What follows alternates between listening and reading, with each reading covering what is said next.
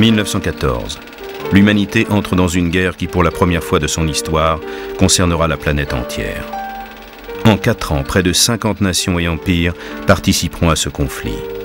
10 millions d'individus perdront la vie sur les différents champs de bataille. Devant une telle hécatombe, le traumatisme est profond parmi les survivants et dans la population civile. En France, dans chaque famille, on porte le deuil d'un proche tombé à la guerre. Des millions de foyers affrontent seuls les souffrances physiques et morales de leurs blessés. En Allemagne, ce sont 2 millions de fils, de pères ou de maris que l'on pleure. Et que dire de la Grande-Bretagne, où souvent tous les jeunes d'une même rue, d'un même village, ne sont pas revenus. Vous voulez que je m'assoie là? Oui, s'il vous plaît. Maintenant? Oui. Ah bon? Ja, aber das muss ja so sein. Ja, aber mit den Beinen hier noch. Wollen wir zusammenheben oder? Voilà. Vous entendez? Un peu partout, naît l'envie d'honorer les disparus pour que leur mort ne soit pas un sacrifice inutile. En France, on a apposé sur quelques monuments aux morts la photo des chers disparus. Des visages pour entretenir le souvenir, le transmettre aux générations futures, avec l'espoir que cette guerre ait bien été la der des der. Vous avez mangé ce midi? Il y a mangé pour ce soir? Ah oui. Oui, il me reste pour ce soir. Le reste? Oui. D'accord.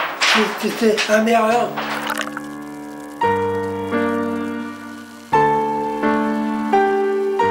Près d'un siècle plus tard, la double action du temps et des intempéries ont effacé cette quête du souvenir. À l'aube du 3e millénaire, seuls quelques hommes, acteurs de cette guerre, peuvent encore témoigner. Ils ont survécu au combat, ils ont traversé le siècle. Rare et fragile, leur mémoire est précieuse.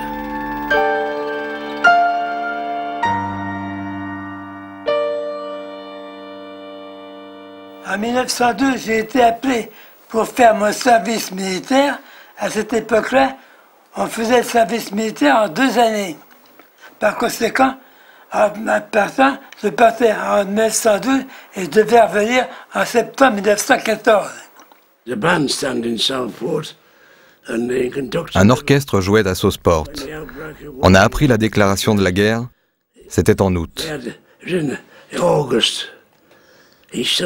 Les musiciens se sont levés, ils se sont accordés et ont entonné God Save the King.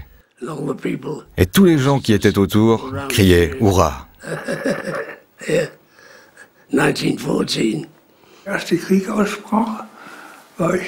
Quand la guerre a été déclarée, j'avais 15 ans. J'espérais évidemment que la guerre dure assez longtemps pour que moi aussi je puisse y aller. Mon père, mes parents ne pensaient évidemment pas comme moi. Les premiers jours de la mobilisation, il est parti, mon frère. Mon frère est né. Puis l'autre est parti, je ne me souviens pas au juste, peut-être un mois après. Et puis après, on dit, oh, toi tu es jeune, tu ne partiras pas. Il y avait des affiches. Lord Kitchener a besoin de toi dans l'armée. Donc je suis allé rejoindre la Kitchener's Army. J'avais 18 ans. Je suis allé dans un centre de recrutement et ils m'ont dit « T'es trop jeune, retourne chez ta mère. Tu pourras t'engager quand tu auras 19 ans. » Alors, avec un copain, je suis allé dans un autre centre de recrutement. Je leur ai dit que j'avais 19 ans et je suis devenu soldat. Je ne peux pas dire que les gens étaient heureux d'aller à la guerre, mais on a accepté cette guerre-là avec enthousiasme. Et tous les gens qui sont partis, les jeunes et les réservistes, sont partis dans un grand élan de patriotisme et sans recul. Né en 1891, Raymond Abescat est aujourd'hui à 108 ans le doyen des poilus. Août 1914, alors qu'il est au service militaire, la guerre éclate. Il part dès les premiers jours du conflit. C'est un jeune homme de 23 ans, persuadé qu'il sera rendu à la vie civile au mois de septembre et que la guerre ne retardera ses projets d'avenir que de quelques semaines tout au plus. Nous sommes avancés à la pointe du jour, comme ça, et il y a une compagnie qui n'avait pas pris la garde de la nuit, comme nous, qui est passée devant nous, pour nous devancer. Alors, quand cette compagnie est arrivée en position devant les Allemands, et elles ont été aussi par les Allemands à coups de mitrailleuses. Ils ont été fauchés.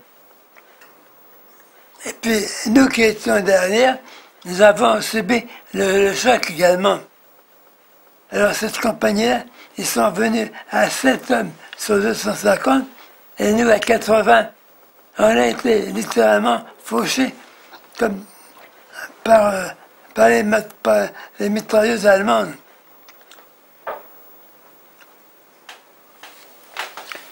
C'était notre premier combat avec les Allemands, le 22 août 14.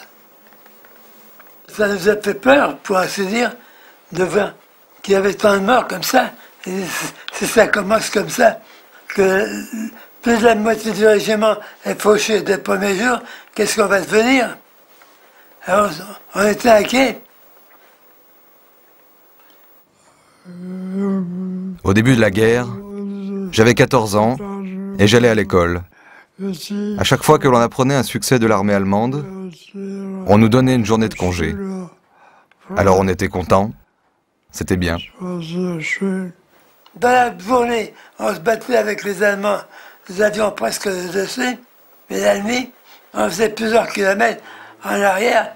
On ne savait pas pourquoi. On disait que c'est pas la peine de se battre dans la journée, c'est la nuit on se revient.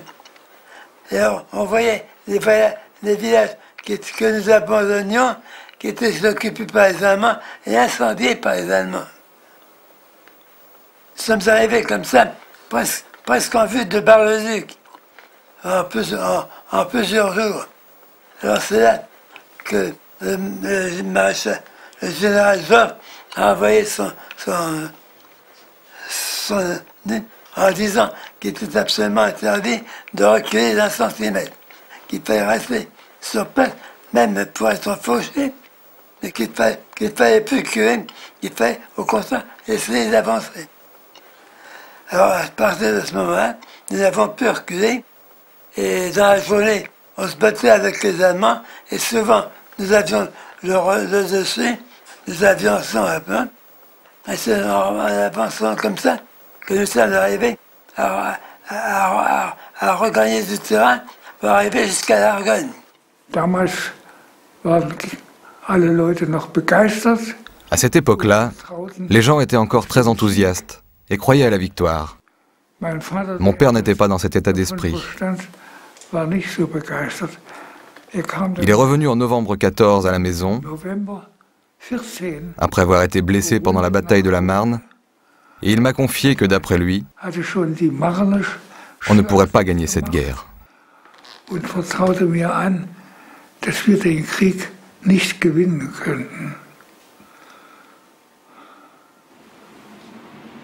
Herbert Richter est né en 1899.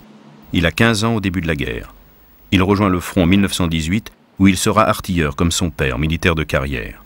Il est grièvement blessé le 7 novembre 1918, 4 jours avant l'armistice. Roger Cahen est né en 1896. Il vit à Paris quand la guerre éclate. Bon élève, il envisage de continuer ses études. Ses projets sont stoppés net par sa mobilisation en 1915. Au bout de 3 années passées au combat, il terminera officier. On a passé le conseil de révision à la fin de 14, ou je ne me rappelle plus à quelle époque exactement, mais je suis parti à Rouen au 11e régiment d'artillerie de campagne au début du mois de février 1915. Quand je suis arrivé, on m'a donné la chambrée où je devais aller, et avec les bas-flancs, les planches, etc. On me met une paillasse et on m'a donné une paillasse vide et on m'a dit d'aller la remplir de paille aux écuries. Ils ont pris ma paillasse, j'étais aux écuries, je remplissais avec la paille. Il y a 2 anciens qui sont venus. Les anciens, c'était les gars de la classe 15. Nous, on était de la classe 16. C'est des gars qui étaient de la classe 15. Dans le temps, un ancien, c'était un type qui avait 1 an de régiment. Eux, ils avaient 2 mois, les anciens. Et alors, quand t'es en train de mettre ma paille, et le type, il me dit, alors mon bleu, t'en chies? Ben, je lui dis, oui, monsieur, ma paille. Et tu veux qu'on t'aide à mettre la paille? Je lui dis, oui, monsieur, je veux bien. Et ben, paye 1 litre à la cantoche, et puis on va te mettre la paille. Alors, moi, je n'avais jamais bu de vin encore jusqu'à ce moment-là. On a été à la cantoche. Ils ont bu leur verre de vin. Et en sortant, ils m'ont dit, ben maintenant, tu peux aller chier, toi et ta paille. On est arrivé en régiment. On n'y connaît rien. Quand on est arrivé à Grasse, dans la caserne, on était dans les chasseurs alpins. Le chasseur est un soldat d'élite. C'est écrit sur les murs. De l'autre côté, il tue quand il tire. Après, si ton épée est trop courte, avance d'un pas. Et puis petit à petit, alors, le 27e chasseur a un régiment d'élite. La deuxième compagnie, c'est la première compagnie du régiment.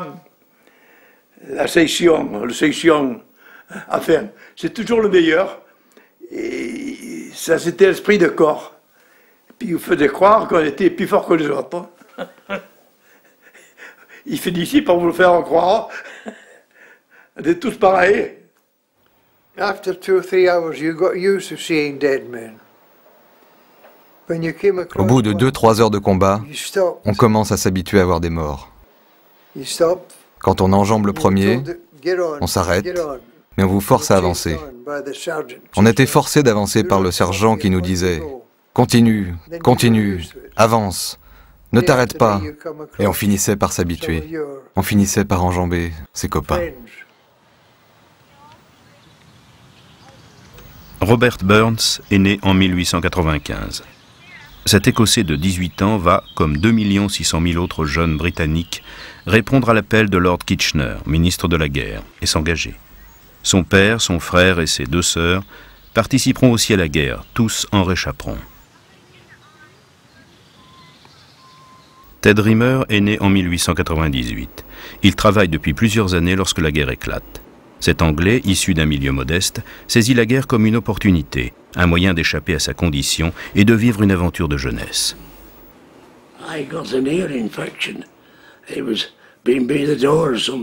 J'avais une otite. J'étais sur la ligne de front sud. J'ai dû gagner le poste de soin. Je n'ai donc pas participé à ce combat. J'ai dû rester à l'arrière. Après, j'ai été transféré dans une section d'éclaireurs du Canterbury Regiment.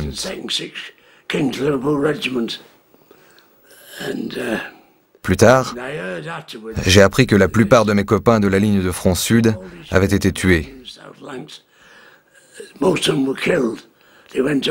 Ça a été mon premier coup de chance.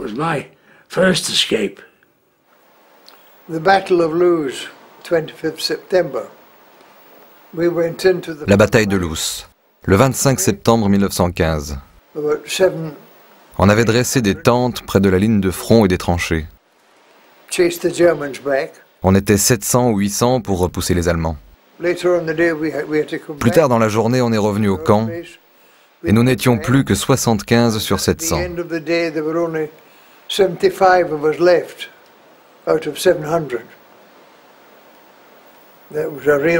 Un vrai massacre.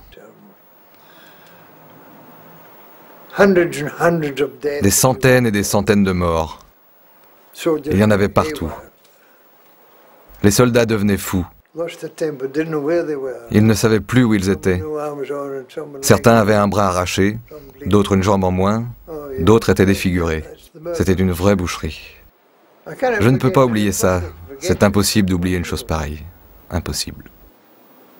Marius Estrata est né en 1897 à Caumont-sur-Durance. Il a 17 ans en 1914 et travaille déjà depuis 4 ans. Il aide son père qui est paysan.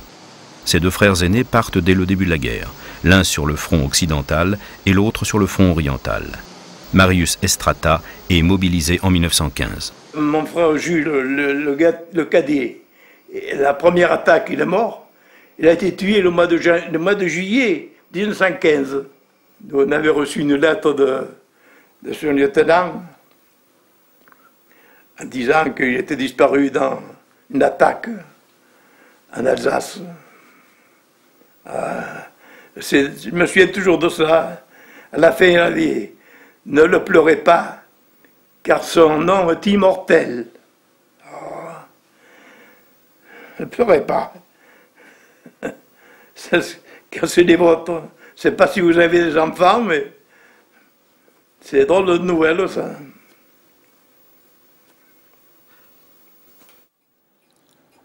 Ben, on attendait avec impatience de partir au front. Là, si vous voulez, j'ai des photos où, quand j'étais chef de chambrée comme brigadier, j'ai distribué le café, etc. Puis après, on était inscrits à la salle de service sur la liste. Et ceux qui partaient au front étaient inscrits en rouge. Alors on montait tous les jours, jusqu'au jour où on partait. Le plus mauvais, c'était la veille d'une attaque. Quand ils vous recommandaient, voilà, il faut avoir les cheveux coupés, un tas de choses, il faut avant de partir, il faut faire pipi. Et puis, quand c'était le moment, alors, là c'était le plus mauvais.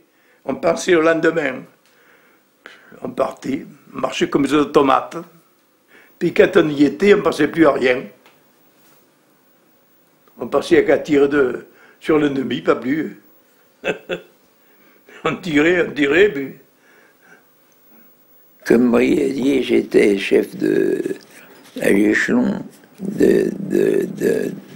d'un canon et d'un caisson, c'est-à-dire de 2 fois 6 chevaux et 2 fois 3 conducteurs, et avec qui je vivais. Et tous ces gars-là étaient bretons ou normands, plutôt bretons. Et ces gars-là buvaient beaucoup, les parlaient peu, étaient très attachés à leurs chevaux. Il y en a un, il avait un avancé reculé dans les tranchées. Il avait des cervelles qui sortaient. Estrata, ne me laisse pas, ne me laisse pas. Un avancé reculé, ne me laisse pas. Et je l'ai laissé. Et toujours cette vision-là, vous voyez. Et puis il a été mordi. Et j'ai gardé son bidon longtemps. On avait changé de bidon en allant à la soupe. Il était de Chalon-sur-Marne. Il s'appelait David. David Lazare. Ah, vous ne savez pas que je l'ai rêvé longtemps. Et je ne pouvais pas faire autrement. Hein. On se battait à coups de poignard, à coups de grenade.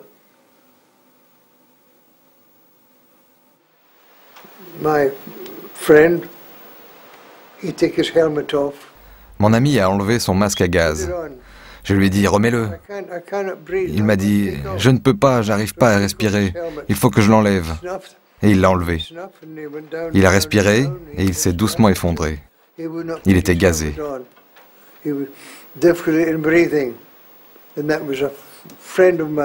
C'était un ami, il avait une femme et 2 enfants, et il est mort gazé devant moi. Je n'ai rien pu faire pour lui.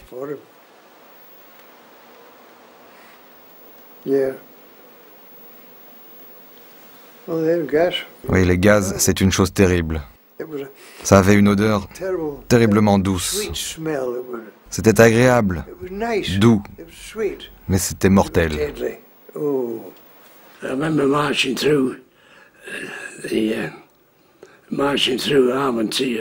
Je me souviens, on traversait la ville d'Armentières et les obus volaient partout. On s'est réfugié dans une cave, près des tranchées. Les obus continuaient de pleuvoir. Les tirs se rapprochaient et on a tous décidé de sortir de la maison. sauf l'un d'entre nous, qui a voulu rester.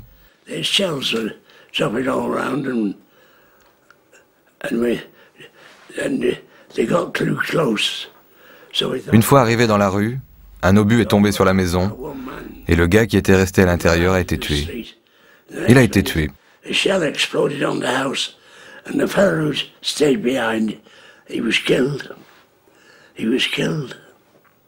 me suis à une fois que j'en ai eu marre. Alors il dit, tu vas te faire apporter malade. C'est pas malade. Alors j'ai dit au major, voyez, je suis pas malade, mais j'étais déprimé. Ah, il me dit, ben, ils m'ont laissé 3 jours en cuisine, et puis je suis reparti. I've seen young fellas crouched in terror, shouting for them. J'ai vu des jeunes gars sombrer dans la terreur, appeler leur mère pendant des bombardements violents.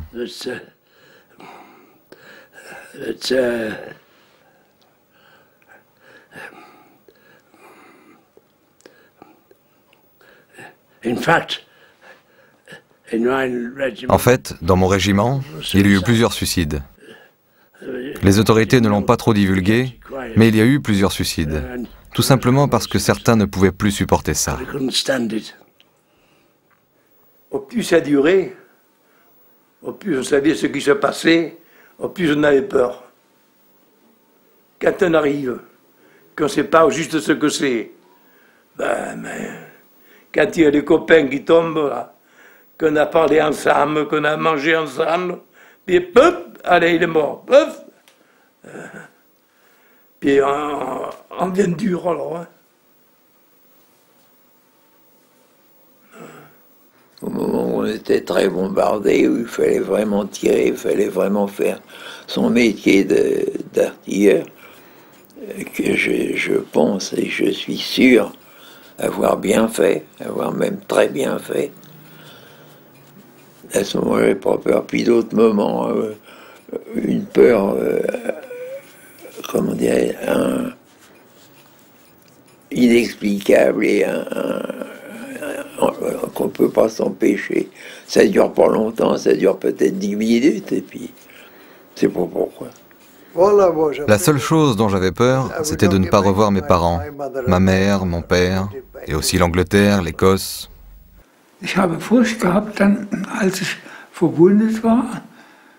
J'ai eu peur le jour où j'ai été blessé.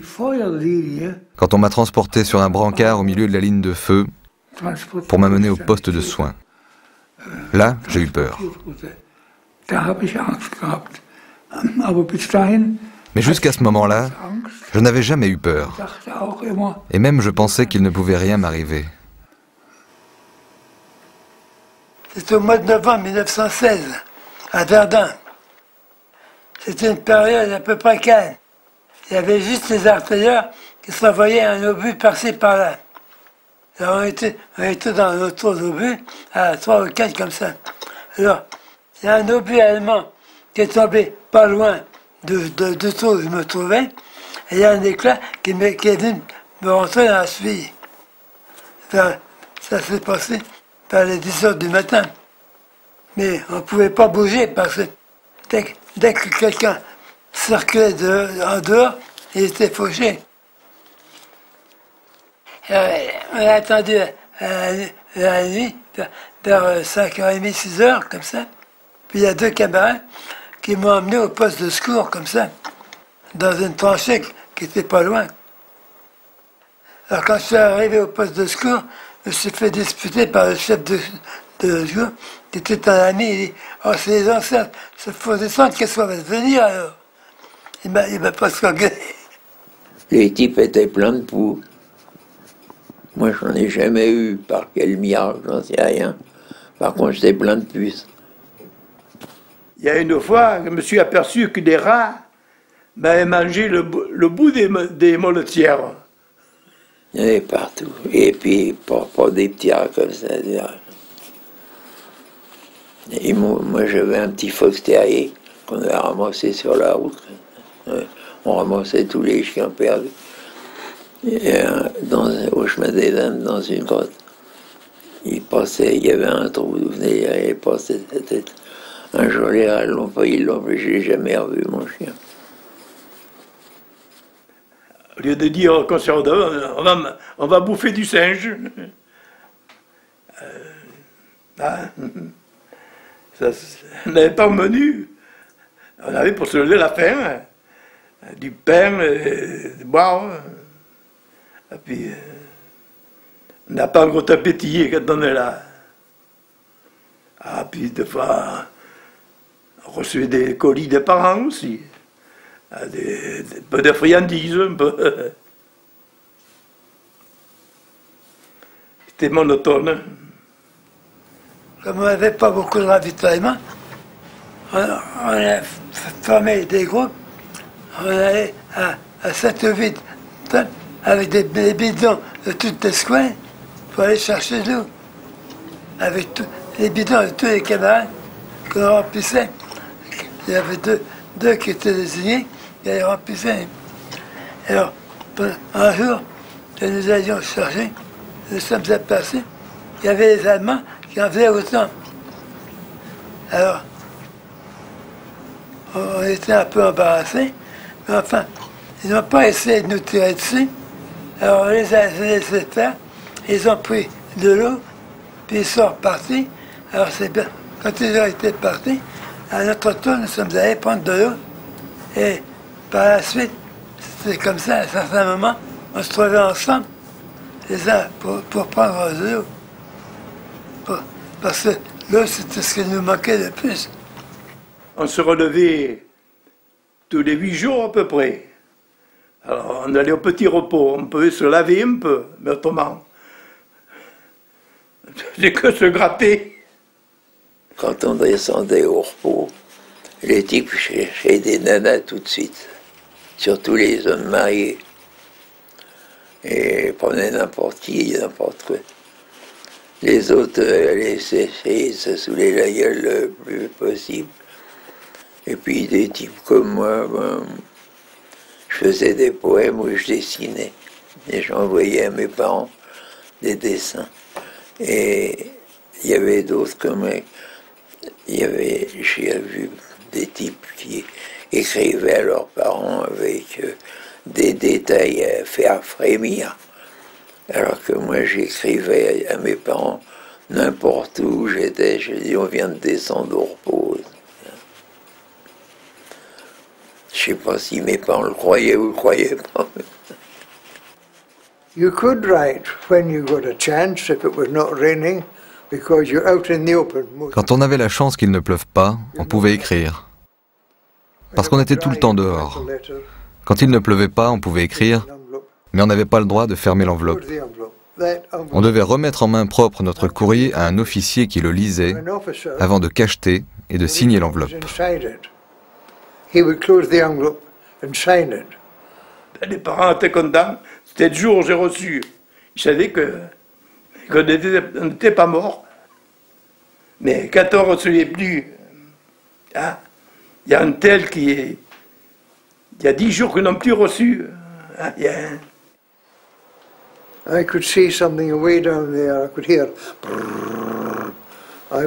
Je voyais quelque chose au loin et j'entendais brrrr. Qu'est-ce que c'est? Et je me suis demandé ce que ça pouvait être. J'ai regardé. C'était la première fois que l'on voyait ça. On a sorti la tête des tranchées, on a regardé, et si les Allemands nous avaient vus, ils auraient pu nous tirer dessus. La curiosité nous rendait imprudents.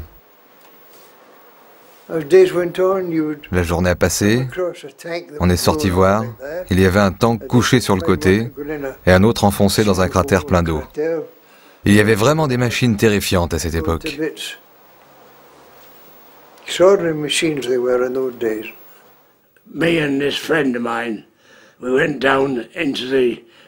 Moi et un copain, on est rentré dans un abri qui avait été occupé longtemps par les Allemands. On se serait cru dans un hôtel.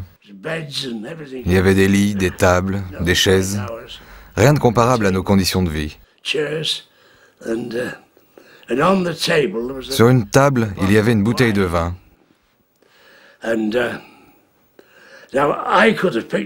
J'aurais pu la prendre moi-même, Mais mon copain était devant moi et l'a prise. En ressortant de là, mon copain me dit, « Si on buvait un coup... »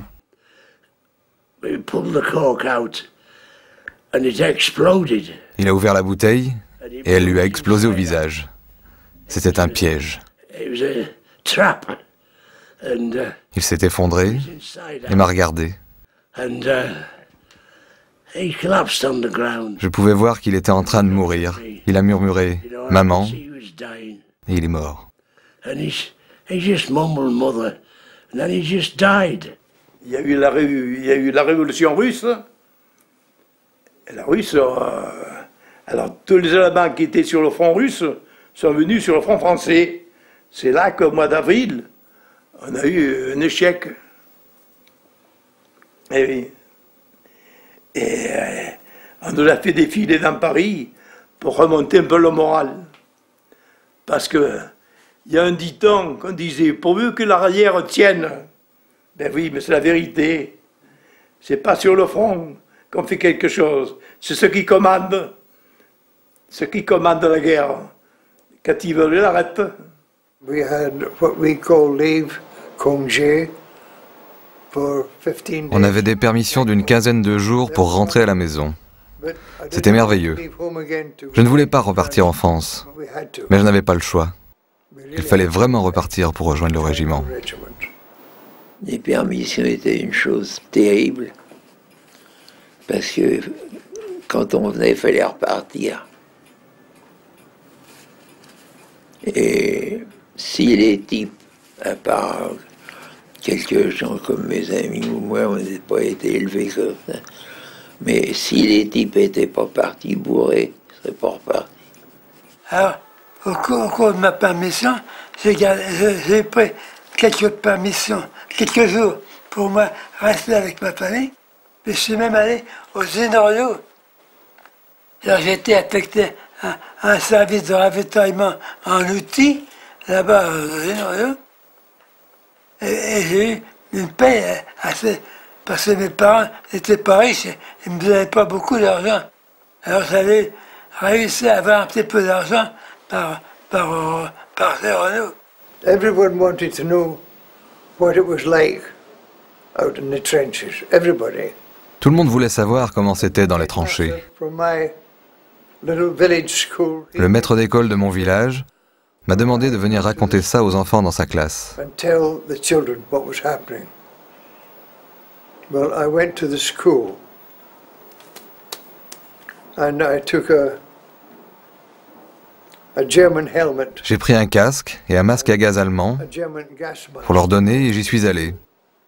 Mais je ne leur ai rien raconté des horreurs de la guerre. About the horrors of war. I did not tell them that. No. Et alors, quand on repartait, mon père m'accompagnait à la gare du Nord. On partait toujours pour la gare du Nord. On prenait le métro, comme on habitait à de la Motte-Piquet. On prenait le métro à la Motte-Piquet qu'on est. Et la ligne était directe à ce moment-là jusqu'à la gare du Nord. Et mon père m'accompagnait, on se disait pas un mot. Quand j'ai embrassé ma mère pour partir, on ne disait pas un mot non plus. Et puis mon père me laissait à la gare. Et après, j'ai appris que quand il revenait, il pleurait tout le long du chemin. Et puis quand il voyait ma mère arriver à la maison, il pleurait toute la journée.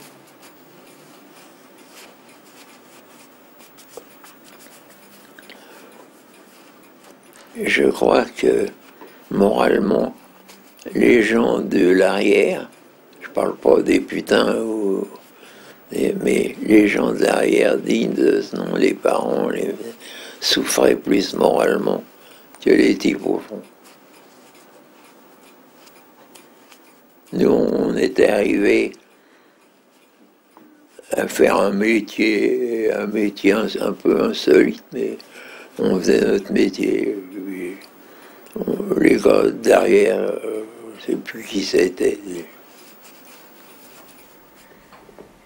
Hans Lange est né en 1899. Il a 14 ans lorsque la guerre commence et part au front en juillet 1918. Un mois après, le 19 août, une grenade lui éclate au visage. Il est défiguré et devient aveugle. Hans Lange est un symbole de cette guerre. C'est une gueule cassée. Aujourd'hui, il a des problèmes d'élocution et seuls ses proches le comprennent, comme sa fille Marie-Louise.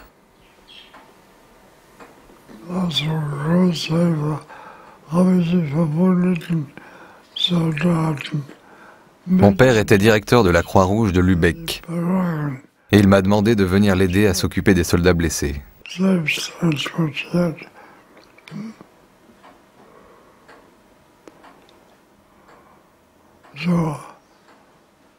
Pendant 3 ans, j'ai été brancardier et j'ai côtoyé énormément de gars blessés.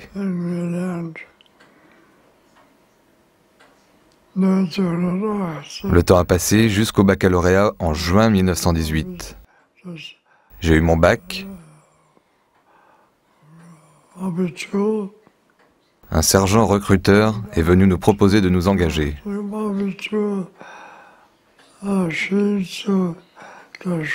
J'ai accepté.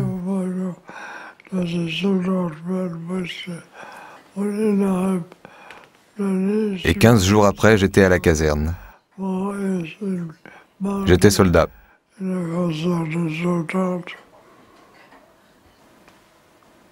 vois des têtes.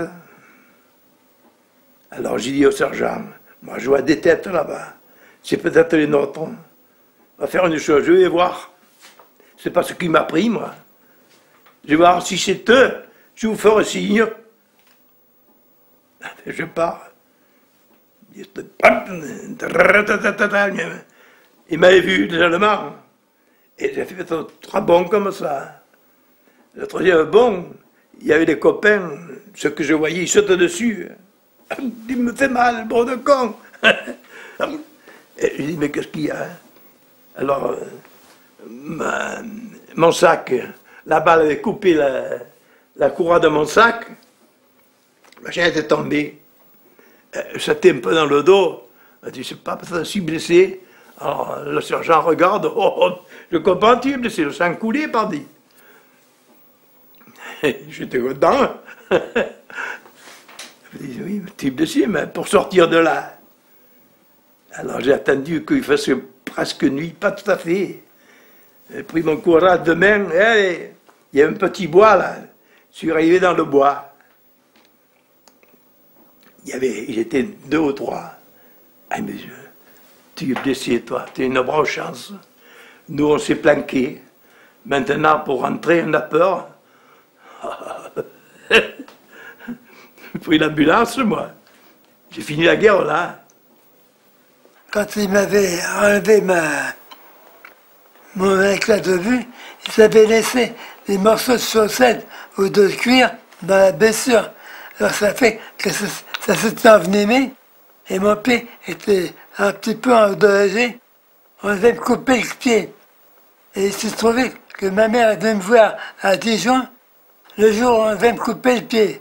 C'est bien que le chirurgien ne m'a pas coupé le pied, mais comme il y avait une grosse blessure, il m'a fait une grosse incision qui a fait partir tout le mauvais sang et mon pied a été sauvé. Ma mère soit venue l'après-midi, mon pied était coupé. Encore à cause d'elle.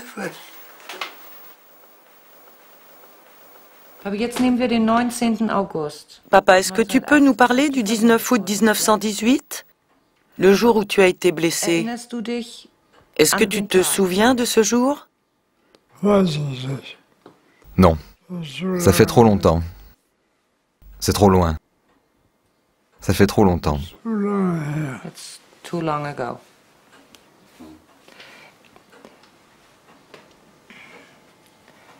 Erinnerst du dich?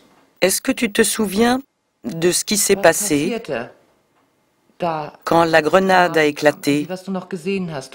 Qu'est-ce que tu voyais à ce moment-là?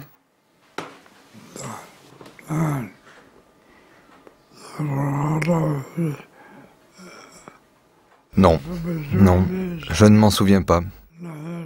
Mes souvenirs commencent plus tard. J'étais dans l'ambulance. Je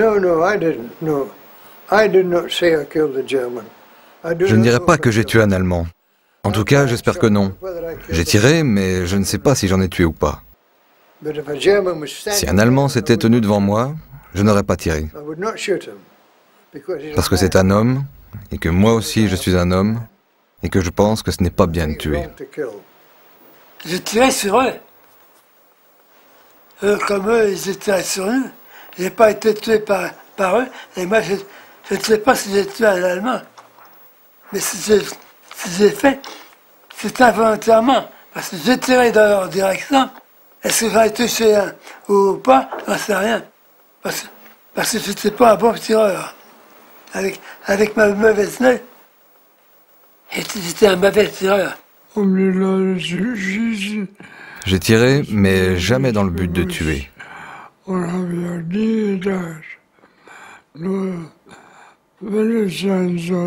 J'ai tiré contre les Français, contre les Anglais, mais je cherchais à les neutraliser plutôt qu'à les tuer.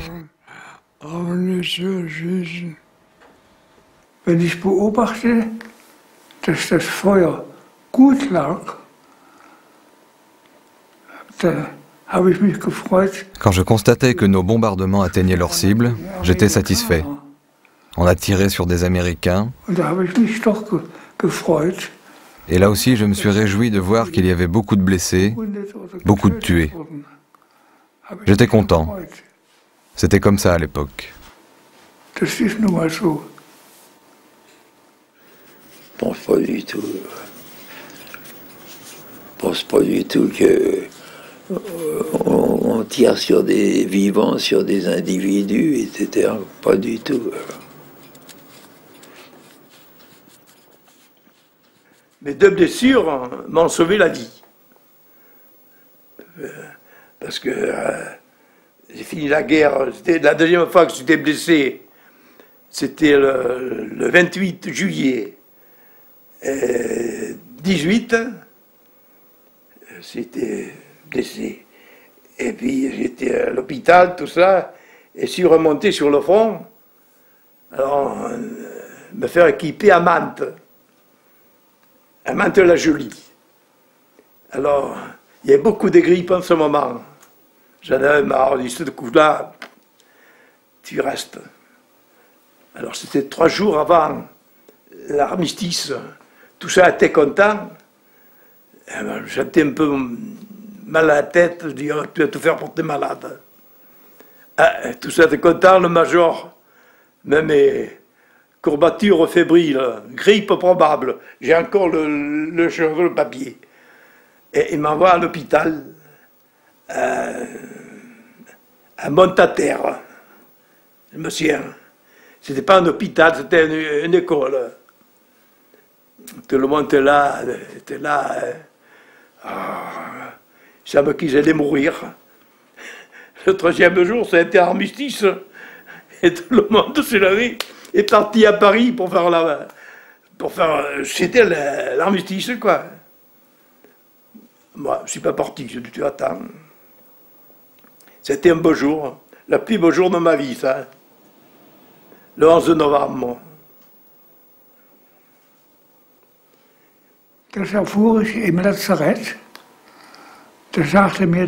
J'étais à l'hôpital et l'aide-soignante est venue me dire que le Kaiser avait abdiqué le 9 novembre 1918. Ça a été un choc.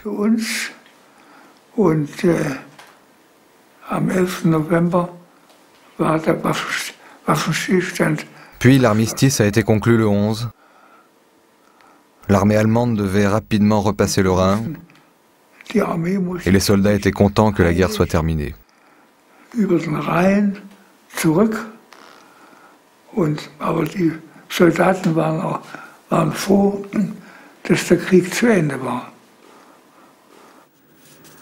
a rien eu de particulier. Et évidemment, surtout moi, j'étais content pour moi aussi, bien sûr, pour un héros, mais pour mes parents, pour ma sœur, tout le monde était content que cette putainerie soit finie, mais il Il n'y a pas eu de manifestation, de délire d'enthousiasme. We're outside Alice, and came through that. On a échappé à ça.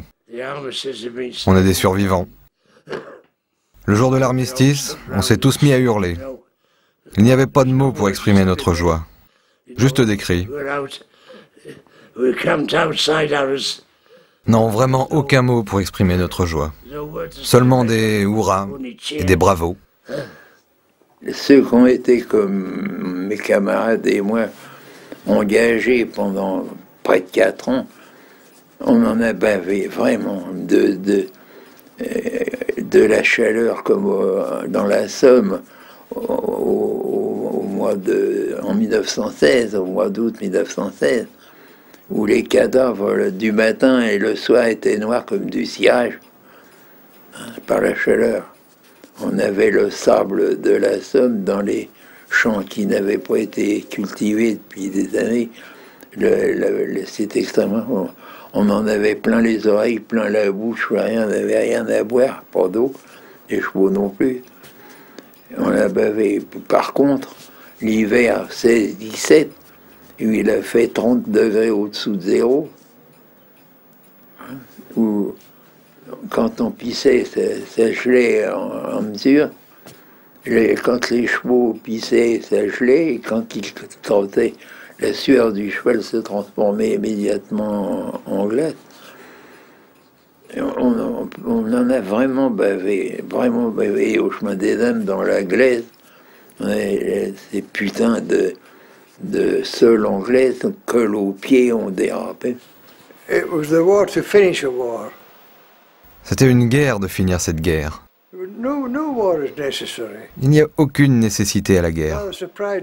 J'ai d'ailleurs été plutôt surpris qu'il y ait une deuxième guerre mondiale. Très surpris. Non, aucune guerre n'est utile.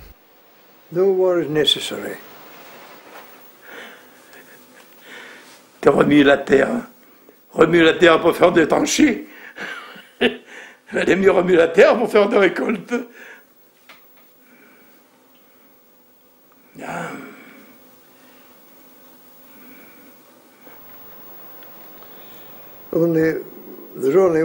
La seule chose que je ne peux pas oublier de cette guerre, c'est un souvenir que je porte sur moi, à la jambe. Un cadeau du Kaiser. Vraiment, merci. C'est un souvenir de guerre que j'aurai jusqu'à ma mort. Mais à part ça, je ne pense jamais à cette guerre.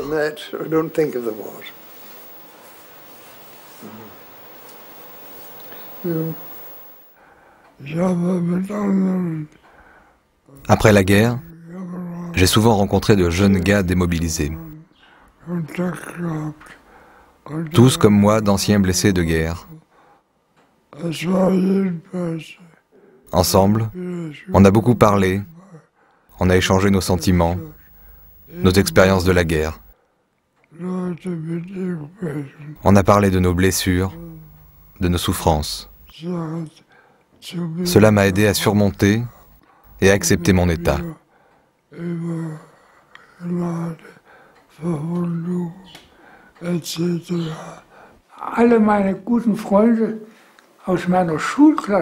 Tous mes copains d'école sont tombés pendant la Première Guerre mondiale. Tous. De très bons copains. Bien sûr, plus tard, je me suis fait d'autres amis. Mais l'amitié ne peut pas être aussi forte qu'avec des amis d'enfance.